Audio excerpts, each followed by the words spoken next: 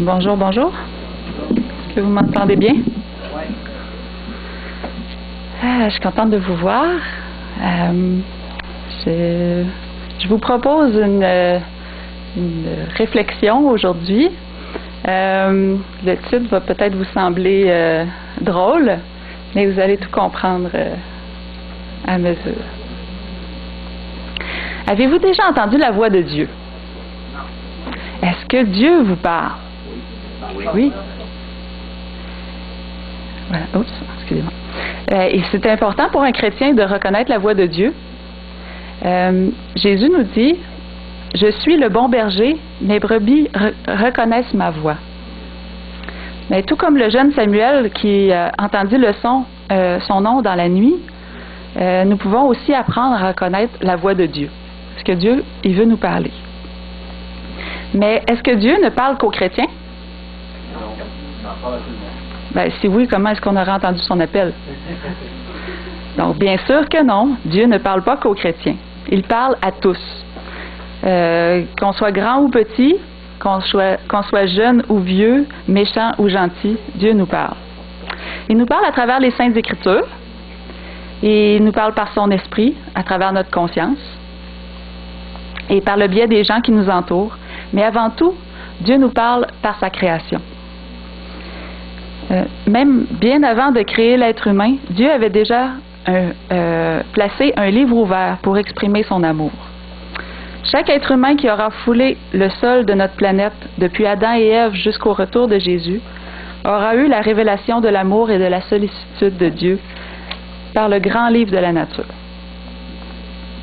Certains n'en auront lu que quelques paragraphes, ou peut-être quelques chapitres, soit parce qu'ils n'auront pas vécu longtemps, qu'ils auront été limités par un handicap ou qu'ils auront vécu dans un environnement bétonné et très pollué, mais d'autres auront eu accès à toute l'encyclopédie. Je pense aux scientifiques aux scientifiques qui ont le privilège d'observer l'infiniment grand et l'infiniment petit aussi. Et je trouve ça dommage quand même que la plupart des scientifiques ne lisent qu'à travers des verres déformants. J'ai trouvé comique celui-là. Jésus se servait bien souvent de la nature pour enseigner des vérités au sujet du caractère de Dieu et du plan du salut. Puis j'ai demandé à Monica de ne pas effacer le tableau parce qu'on peut apprendre beaucoup de choses en observant la nature. On peut tirer des leçons de l'amour de Dieu et comment on doit changer notre caractère ou notre façon de vivre. Jésus nous a parlé par le biais des paraboles. Est-ce que vous en connaissez des paraboles qui étaient prises de la nature? Maria? Oui? Les semences, oui. On retrouve plusieurs des paraboles que Jésus nous a rapportées dans le livre de Matthieu. Il y avait la parabole du semeur, c'est celle qui est, je crois, la plus connue. Les lys, comme celle-là, à considérer les lys qui croissent dans les champs.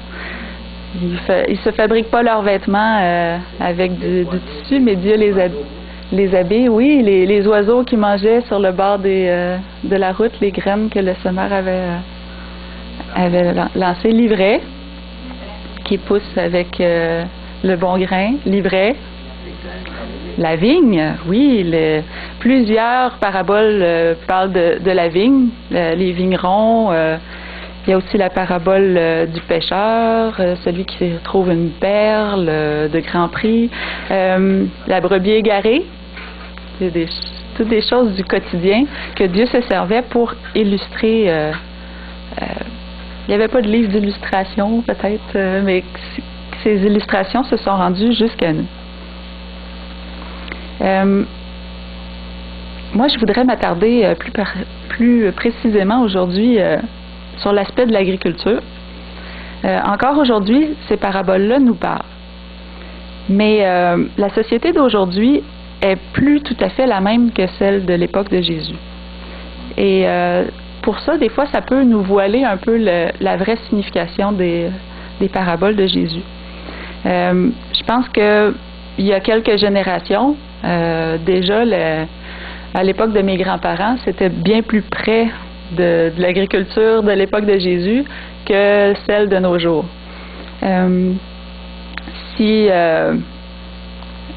Si aujourd'hui on veut manger du pain, ben, on s'en va s'en chercher un à l'épicerie, puis ça finit là. Hein. On n'a pas besoin de faire pousser notre grain, on n'a pas besoin de moulin pour moudre notre grain en farine, on n'a pas besoin de presser notre huile. Si on fabrique du pain avec nos mains, on peut faire avec ces ingrédients-là qu'on retrouve aussi à l'épicerie. Puis bien souvent, on va se servir même d'un robot boulanger pour mélanger la pâte parce que c'est long, puis c'est dur. Puis on était un peu plus paresseux que les autres générations. Il me semble qu'ils étaient pas mal plus travaillants que nous. L'autre jour, j'étais en train de fabriquer de la gelée de raisin. Ah, ça c'était mon agriculture, excusez-moi. J'étais en train de fabriquer de la gelée de raisin. J'avais jamais fait ça. Puis j'étais un petit peu stressée. Je voulais pas que les raisins se perdent parce qu'ils étaient frais. Puis plus le temps passe, moins ils sont frais, disons. Alors il fallait que je me décide à faire de la gelée de raisin. Mais j'avais peur de les gaspiller même en faisant la gelée parce que si je manque ma gelée parce qu'elle prend pas, je vais avoir gaspillé mes raisins. Fait que comme j'étais un peu stressée, j'ai prié. Puis j'ai demandé à Dieu de m'aider. Puis pensez-vous qu'il m'a laissé tout seul? Non. Ben non. Il m'a aidé, bien sûr. J'ai trouvé une recette sur le site de Ricardo. Puis j'ai commencé à préparer mes raisins. Puis tout en travaillant, j'ai observé comment les raisins étaient faits. Puis c'est comme ça que j'ai eu l'idée de ma prédication. Les raisins puis la vigne, c'est très souvent mentionné dans la Bible. Et en observant les raisins, tout à coup, il y a certains versets et certaines images bibliques qui sont devenues plus concrètes dans mon esprit. Le psaume 8, verset 4 nous dit « Quand je contemple l'ouvrage de tes mains », quand on contemple les petits raisins, comme Jaco l'a lu tout à l'heure, ce n'est pas un langage, ce ne sont point des paroles dont le son ne soit point entendu. Leur retentissement parcourt toute la terre, leurs accents vont aux extrémités du monde. Quand on observe la nature, il y a plein de choses qu'on peut apprendre. Je lisais souvent le psaume 19 en disant, je ne sais pas si je mettais pas l'intonation à la bonne place ou la ponctuation à la bonne place, mais je disais, ce n'est pas un langage, ce ne sont point des paroles. Mais c'est le contraire. Le psaume dit, ce ne sont pas un langage et ce ne sont point des paroles dont le son ne soit point entendu. Donc, lorsqu'on regarde l'ouvrage des mains de notre Créateur, c'est un langage, c'est des paroles, et le son en est entendu de tous les êtres humains. Leur retentissement parcourt toute la terre et leurs accents vont jusqu'aux extrémités du monde. Je comprenais le psaume complètement à l'envers. Puis ça m'est apparu tout d'un coup que, ben oui, c'est un langage que Dieu utilise, universel, pour que chaque être humain, lorsqu'il voit la nature, il voit les choses que Dieu a créées, puisse en tirer instruction sur l'amour de Dieu. Je sais qu'à travers ces petits raisins-là, Dieu voulait me parler. Puis j'ai écouté. De nos jours, est-ce qu'il y en a beaucoup qui prennent le temps d'écouter? De prendre le temps de s'arrêter, déjà, d'écouter. Pas écouter la télé là, ou des vidéos sur YouTube. Là. Non, écouter. Prendre le temps. Le temps, c'est devenu un luxe de nos jours. On a toutes sortes de machines pour nous sauver du temps, puis nous permettre de gagner du temps même. Mais on dirait qu'on en a moins qu'avant. Est-ce que vous avez déjà remarqué ça? On court toute la journée, on est fatigué le soir, puis pourtant, on n'a pas travaillé autant qu'à l'époque. Ma grand-mère a eu 14 enfants. Elle n'avait pas de four micro-ondes. Elle n'avait pas d'électricité même au début. Il avait les planchers à 4 pattes et elle avait son linge à la main. 14 enfants, ça en fait du lavage. Puis en plus, mon grand-père avait un moulin assis et les ouvriers qui travaillaient au moulin restaient à la maison. C'était tous des hommes qui mangeaient beaucoup. Et elle les nourrissait, puis elle en logeait plusieurs. Puis elle était moins grande que moi, elle était toute petite. Mais elle a travaillé toute sa vie, puis ma mère disait qu'elle s'est jamais plainte. Même une fois, elle avait eu une machine à laver la vaisselle avec pas laver la vaisselle, elle lavait le linge avec des tordeurs. Quand il y avait de l'électricité, puis en passant son linge, elle s'était passé le bras. Elle n'était pas capable d'arrêter la machine, donc le bras avait passé au complet dans la machine. Puis elle a pas continué quand même à faire sa journée, à travailler. Elle avait des manches longues, puis à un moment donné, il y a quelqu'un qui a vu le bout de son bras, puis il a dit « Ah, t'as bien le bras bleu. » Ouais, elle a dit « J'ai passé mon bras dans la machine. » Elle va aller à l'hôpital, elle s'était pas plainte, ça faisait quelques jours de ça, puis elle continuait à faire son travail. Mais je pense que de nos jours, on a moins de temps qu'avant, et c'est triste, parce qu'on accomplit moins de choses qu'avant dans notre journée. Je pense qu'on perd beaucoup de temps. Mais est-ce qu'on s'arrête régulièrement pour écouter Dieu? Combien de fois c'est écrit dans la Bible et l'Éternel Dieu dit, ou Jésus dit, ou le Seigneur dit, ou le Seigneur a parlé? Des centaines de fois. J'ai regardé sur une concordance, là, puis il y en a toutes les formulations, là, je sais pas combien de fois. Je faudrait toutes les additionner, toutes les expressions qui peuvent dire que Dieu nous a parlé. Mais si on sait combien il y en a de fois, c'est que à chaque fois, il y a eu quelqu'un pour écouter. Il y a eu quelqu'un aussi pour nous le rapporter à nous. Eh bien, aujourd'hui, je voudrais partager qu'est-ce que ces petits raisins-là de ma gelée de raisin m'ont dit, ou m'ont fait comprendre sur Dieu. La première chose que j'ai compris, ou que je voudrais partager avec vous, c'est que Dieu est bon. Est-ce que vous êtes d'accord avec moi? Dieu est bon. Alors, on aurait pu manger tous les jours la même chose. On aurait pu manger une seule sorte de fruits. On aurait pu... mais non, Dieu aime nous faire plaisir. Il aime la diversité. Il aime la beauté. Prenez une pomme, prenez un kiwi, prenez un melon. Ça a tous un goût différent. Pourquoi? Ça aurait pu être toute la même chose. On aurait pu manger des raisins à tous les jours, puis... les Israélites, est-ce qu'ils ont aimé ça, manger de la manne tout le temps? Ils se plaignaient de manger tout le temps la même chose.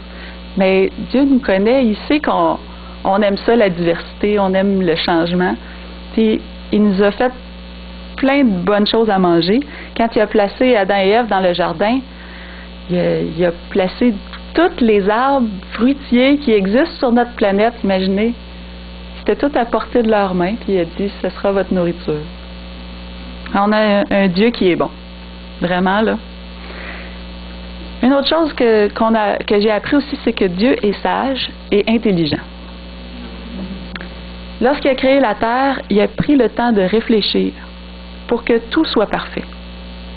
Quand il n'a pas fait plusieurs tentatives, lorsqu'il a dit, la chose est arrivée et la Bible nous dit que tout était bon. Pas juste pour les fruits, là. Moi, je parle des raisins, là, mais notre corps, c'est une machine incroyable. Les animaux, toutes les planètes, les astres, toutes les choses merveilleuses qui nous entourent, tout a été fait parfait, avec intelligence, bien planifié. Dieu est bon. Il y a aussi, lorsqu'on regarde... c'est Anatomie d'un raisin, quand même, le titre de ma prédication. Donc, je vous présente l'anatomie d'un raisin. On voit juste la petite bouboule, là, c'est le raisin. C'est une coupe de côté. Alors, on va prendre les éléments un par un. La rafle, c'est la partie de la petite branche, là, c'est pas la grosse branche, là, c'est la petite branche qui porte tous les raisins de la grappe.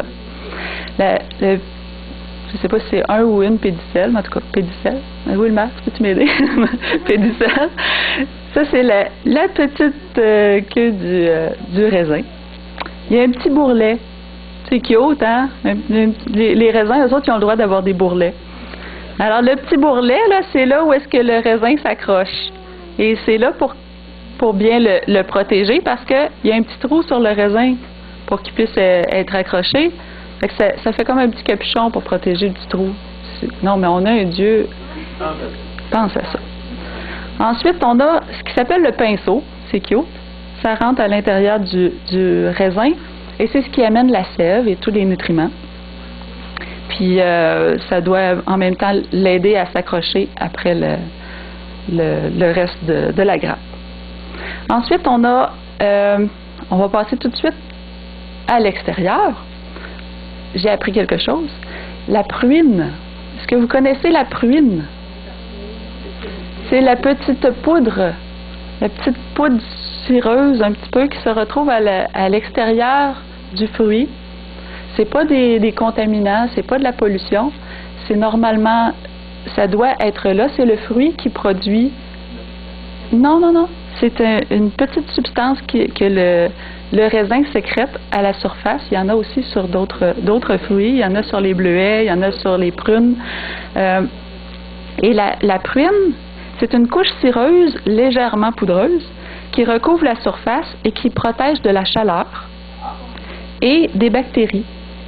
Et c'est un gage de fraîcheur. Donc, plus il y a de pruine, plus le fruit est frais. Avec le temps, la pruine s'enlève avec la friction et tout ça. Donc, c'est là pour le protéger. Ça protège, et cette pruine-là, cette petite poudre-là est collée sur la pellicule. Donc, l'espèce de ballon, là, le petit ballon. La pellicule, on appelle ça la peau. Hein? Bon, c'est ça. Elle, c'est l'enveloppe. Ça protège le raisin. Ça garde le jus en dedans, puis ça garde l'eau à l'extérieur et tout ce qui vient de l'extérieur. Donc, ça protège le petit raisin. Et ça protège la pulpe, la chair du fruit. Dans la pulpe, c'est ça, dans le fond, qu'on mange. C'est là qu'il y a l'énergie, les vitamines, tout ça. Et c'est là aussi pour protéger les pépins. Parce que le but d'un fruit, c'est quoi? C'est de faire des graines et de se reproduire. C'est comme les oranges. Les oranges ont de la pulpe aussi. La plupart des fruits ont de la pulpe. C'est ce qu'on mange, la pulpe.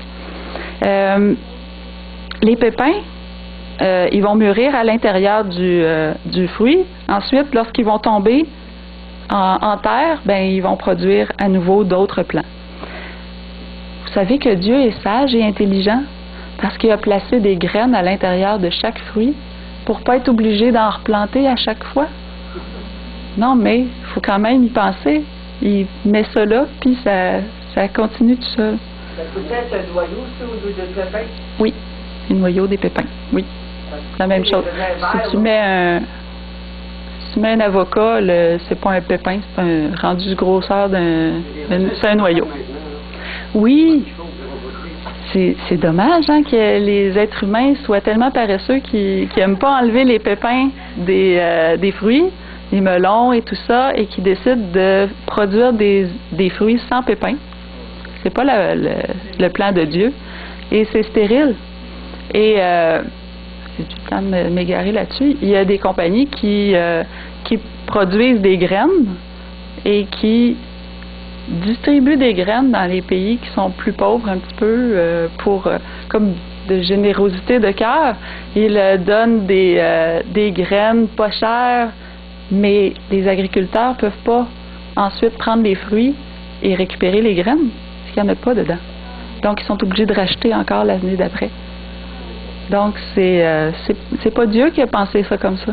C'est Dieu, lui, il a prévu que quand on a une graine, on la plante en terre et ça en produit beaucoup. Pensez à un épi de maïs, là. Un petit grain qu'on plante en terre, il pousse toute cette grosse plante-là avec un épi qui a combien de graines après? Les mathématiques de Dieu sont incroyables. Oui. Alors, Dieu, on a un Dieu bon, un Dieu sage et intelligent. Il veut tout nous enseigner, tout ça avec les choses qui nous entourent. Mais j'ai aussi appris avec ça que Dieu se soucie des détails. S'il prend tellement de temps pour prévoir comment un petit fruit gros comme ça va vivre, imaginez nous combien il va se soucier de tout ce qui nous arrive dans notre vie. La Bible nous dit qu'il sait combien qu'on a de cheveux sur notre tête. me semble, c'est tellement pas quelque chose d'important, mais il sait combien il y a de fruits sur, combien il y a de raisins sur une grappe. Il sait combien il y a de grappes sur une vigne. Il sait combien il y a de vignes dans le champ au complet. Il est capable de faire toutes ces mathématiques-là et ça le trouble même pas pour qu'il oublie combien il y a d'étoiles et combien il y a de cheveux sur notre tête et combien il y a de fourmis dans la fourmilière. Il se soucie de tout ça. Comment est-ce qu'il peut ne pas se soucier lorsqu'on lui dit « Seigneur, aide-moi, viens à mon secours ». S'il y a le temps de s'occuper de tous ces détails-là, combien plus encore il va s'occuper de nous, qui dit qu'on est ses enfants. Qu'est-ce qui peut nous arriver et qu'il ne soit pas déjà au courant?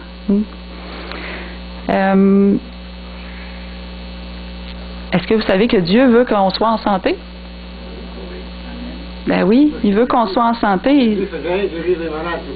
Jésus guérissait les malades, puis il nous invite à faire la même chose. Quelqu'un qui est malade, là, il pense pas à beaucoup d'autres choses que ça. C'est comme si ça devient une préoccupation constante. Et Dieu, il veut qu'on soit en santé, puis qu'on ait de l'énergie pour être à son service, puis être productif, puis être joyeux, puis il veut qu'on soit en santé, mais il nous donne les outils aussi pour ça. On l'a vu avec les enfants la semaine passée. Dieu a prévu un menu pour les êtres humains. Quand il a placé Adam et Ève, il leur a présenté un garde-manger rempli, puis c'était ça qui devait être leur nourriture. Aujourd'hui, on est un peu capricieux des fois, mais Dieu, il sait comment on est fait, puis il sait comment on doit faire pour être en santé. Capricieux, être difficile, être... Quand on n'aime pas de toi, oui, on n'aime pas de faute. C'est pour ça que Dieu en a fait une variété incroyable. Si tu n'aimes pas les kiwis, mange des bananes. T'sais, non, mais c'est vrai, tu sais. Bon, le poisson. Un poisson, c'est un être vivant qui... moi, je suis bien d'accord à pas manger de poisson. Moi, je mange pas de poisson. Fait que je suis bien d'accord avec toi, Benoît. Mais Dieu veut qu'on soit en santé. Puis pas juste par l'alimentation non plus. Toutes les lois de la santé sont placées là dans notre vie, d'avoir assez d'eau, boire assez d'eau, dormir assez. Quand on dort pas, on n'a pas juste l'air fatigué, on n'est pas alerte, c'est quasiment dangereux. Quelqu'un qui conduit une voiture puis qui s'endort, là, c'est dangereux.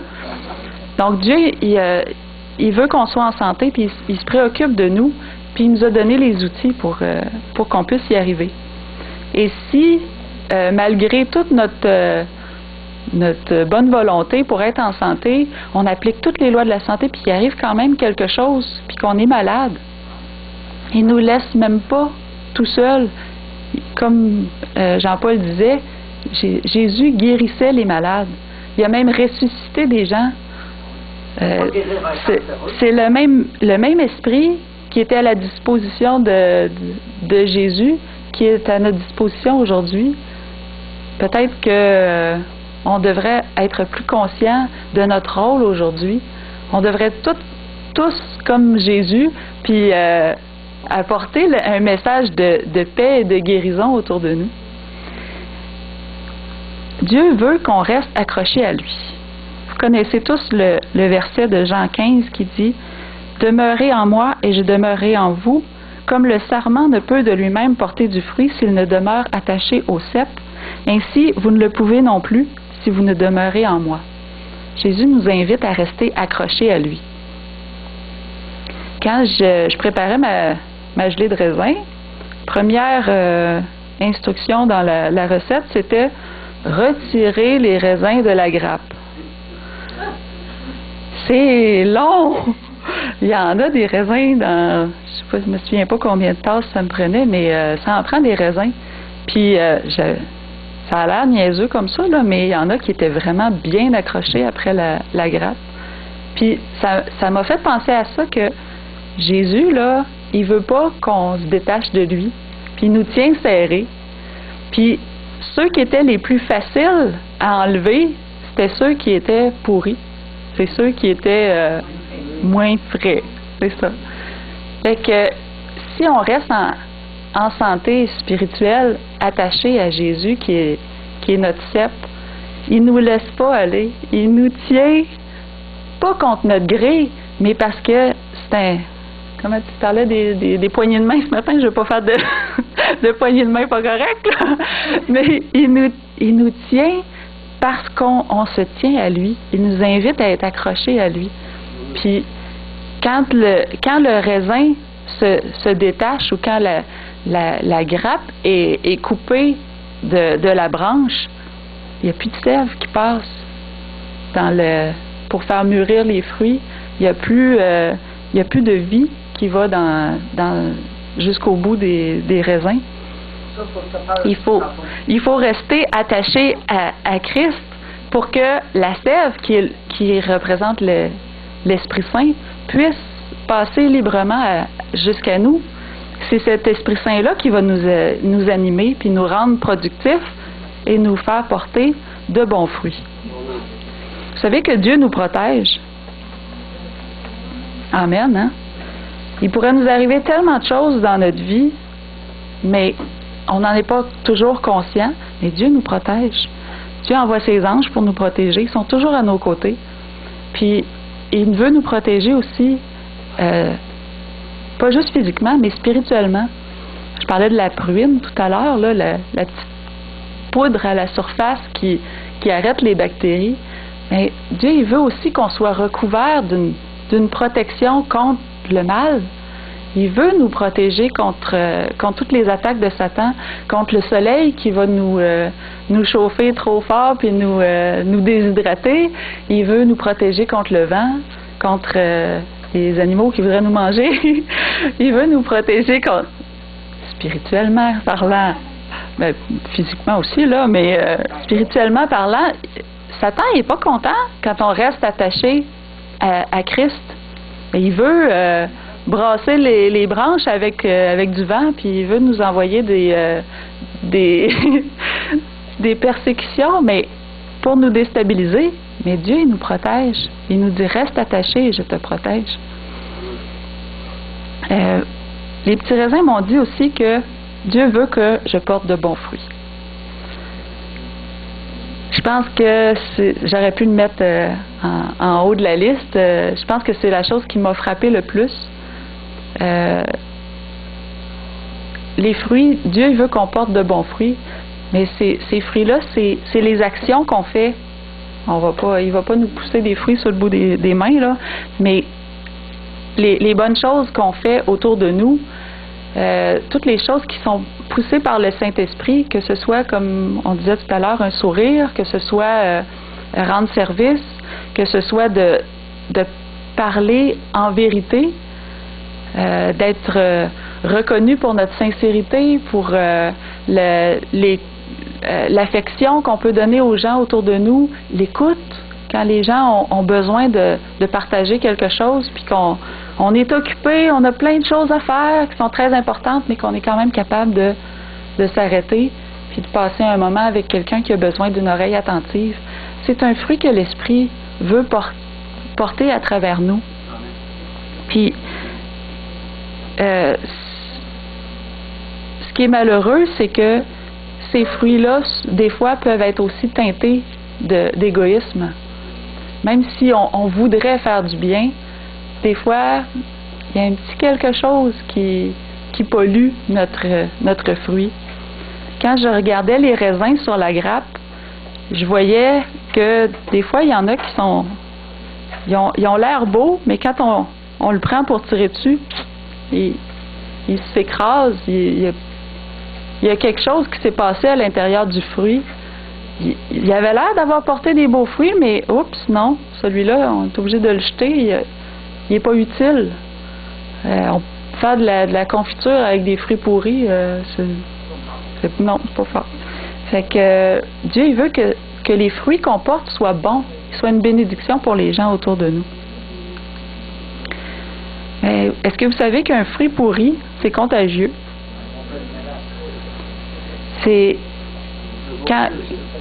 Oui, quand il y a une grappe, puis qu'il y a un fruit, un petit raisin à quelque part qui pourrit, c'est drôle, mais ceux d'autour ils sont attaqués.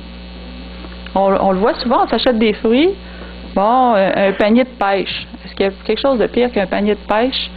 Il y en a une qui devient molle, toutes les autres, la journée suivante, la pourriture, ça se répand d'une façon incroyable. Par contact, par aérosol, les spores des champignons, c'est volatile, ça prend dans un petit courant d'air, puis ça se dépose sur un autre, puis ça fait pourrir le fruit. Puis c'est la même chose avec le péché. Lorsqu'il y a quelque chose qui nous attaque, là, si on a une faiblesse par rapport à quelque chose, puis que le péché est là dans notre vie, on sait qu'il est là, on le tolère parce que juste un petit raisin qui est plus... à un moment donné, là, ça contamine tout le reste autour. Tout ce qu'on voudrait faire de bien, c'est contaminé juste à cause de cette petite chose-là qu'on tolère dans notre vie. Mais Dieu est bon. Parce que quand le fruit est intact, quand il n'y a pas de petites failles dedans, quand il n'a pas été écrasé puis qu'il y a une petite brèche dedans, la levure, elle ne rentre pas dans le fruit. Et le seul endroit où est-ce qu'il y a, si la peau est intacte, la pellicule, je devrais dire, est intacte, le seul endroit où est-ce que la levure peut rentrer, où est-ce que c'est? Avez-vous déjà remarqué une grappe de raisin? Où est-ce qu'ils viennent tous meurtris, les raisins? Là où est-ce que la tige entre dans le raisin. C'est la seule place. Avez-vous remarqué que c'est la place où est-ce que là où est-ce qu'on s'attache? Satan, il veut toujours nous faire détacher de la branche. Il veut attaquer là où est-ce que c'est le plus faible. S'il réussit là, le fruit est parti, il est pourri, puis il s'en va répandre sa pourriture un petit peu plus loin, contaminer ailleurs. Mais Dieu, quand il dit « restez accrochés à moi », il va laisser son petit bourrelet là, par-dessus, puis il va protéger comme un petit bouchon l'entrée. Puis le fruit ne sera pas atteint. Donc il faut que notre contact avec Dieu soit étanche, afin que rien ne rentre pour faire pourrir notre fruit. Dieu veut que je sois une semence de bien. Dieu, il veut que nos actions soient le contraire de celui d'avant. Là. Comme Jean-Paul vous disiez, un bon fruit, ça peut être contagieux aussi. Une bonne action, une semence de bien. Dieu, il veut que nos actions deviennent comme des semences pour les gens autour de nous, qui deviennent du bien contagieux. Imaginez, j'ai vu l'autre fois une vidéo. Un monsieur qui a fait une expérience. Il a placé une caméra pendant que personne regardait, puis s'est installé dans un abribus sur le bord d'un arrêt d'autobus. Il a commencé... il avait l'air de rire pour lui-même, là, puis à un moment donné, il pouffe de rire. Puis il rit. Il est tout seul, il n'y a rien de drôle, puis il rit. Les gens autour, ils le regardent bizarre. Puis là, à un moment donné, à mesure qu'il riait, puis il en mettait. Les gens ont commencé à rire. Puis je vous le raconte, vous ne l'avez même pas vu, puis vous riez. Ben, c'est ça, tous les gens de l'arrêt d'autobus étaient, même ceux qui étaient un petit peu... à la fin, ils riaient. Puis ils ne savaient vraiment même pas pourquoi, parce qu'il n'y avait rien de drôle. Mais c'est tordant. Moi, j'étais devant mon ordinateur, je regardais ça, puis je riais parce que c'est drôle de voir comment c'est contagieux. Le bonheur, c'est contagieux. Quand on répand du bonheur autour de nous, ça coûte pas cher. Le monsieur, il a dû tellement rire en faisant son expérience. Mais faire un sourire à quelqu'un, c'est rare que la personne va se tourner puis va pas répondre à notre sourire. faire une bonne action, quelque chose de gratuit, là, quelque chose qui va pas nous rapporter quelque chose, c'est pas un investissement là, de bonté. Là. Non, quelque chose qu'on fait juste parce que on voit que l'autre a besoin d'aide. Faites l'expérience à un moment donné en rentrant dans un centre d'achat, puis ouvrez la porte aux gens. Puis laissez la porte fermée, rouvrez la porte aux gens. Les gens vont vous regarder, voyons, qu'est-ce qu'il fait? Il ouvre la porte puis il rentre pas. Mais juste d'être là, à un moment donné, les gens vont dire, ah ben oui, c'est vrai, il m'a ouvert la porte, rendu à l'autre porte, je vais tenir la porte moi aussi pour l'autre personne. Faire un acte de bonté gratuit, ça répand de la joie, puis peut-être, on ne sait pas, notre monde pourrait devenir meilleur juste parce qu'on est des gens qui y vivent, qui y vivons. Dieu est dans les choses simples et les choses concrètes. Est-ce que vous savez ça? Des fois, on parle de Dieu en théorie. Mais Dieu, il veut qu'on soit dans la pratique. Dieu, il veut qu'on regarde les choses autour de nous, les choses concrètes, puis qu'on en retire un enseignement. Mais que cet enseignement-là, il ne reste pas ici. Il veut que ça... Il veut qu'il reste là. Il ne veut pas qu'il reste que là. Excusez-moi, dans ma formulation, je me suis trompée. Il ne veut pas que Dieu, ce soit une théorie pour nous et que la religion et l'amour, ce soit une théorie. Il veut que ce soit une pratique. Que chaque chose qu'on fasse soit teintée de l'amour de Dieu. Il veut que ça devienne notre nature d'être bon et d'aimer. Il veut nous transformer. Il veut... imaginez une plante qu'on arracherait et qu'on couperait les racines. Qu'est-ce qui se passe avec cette plante-là? Elle meurt. Mais il ne veut pas juste couper les racines puis nous regarder mourir. Il veut le greffer sur lui et que lui devienne nos racines. Lui devient celui qui nous apporte l'énergie, qui nous apporte tout. Il veut complètement changer la racine du mal qu'il y a en nous et la remplacer par le bien, et que ce soit lui qui nous anime. Et il veut pas que ce soit juste bah oui, moi je suis chrétien. Non, il veut que les gens nous voient et qu'ils en déduisent qu'on est chrétien. C'est différent. C'est d'être un témoin sans ouvrir la bouche. Il y en a qui disent « Ah, moi, je suis trop gênée pour parler. » Ben, parle pas, mais agis. C'est ça que Dieu il attend de nous. Il veut qu'on soit actif. Il veut qu'on soit simple aussi. Pas obligé de toujours trouver des choses compliquées à faire. Dieu, il veut qu'on soit dans des petites choses de la vie. Puis, c'est sûr que la conclusion de mon observation des raisins, c'est que Dieu, il veut nous parler. Est-ce que vous l'entendez? J'espère que maintenant, vous allez savoir comment écouter Dieu. Dans les petites choses. Regardez les choses simples autour de vous, puis dites-vous, comment est-ce que Dieu me parle à travers ça? Qu'est-ce que Dieu veut m'enseigner?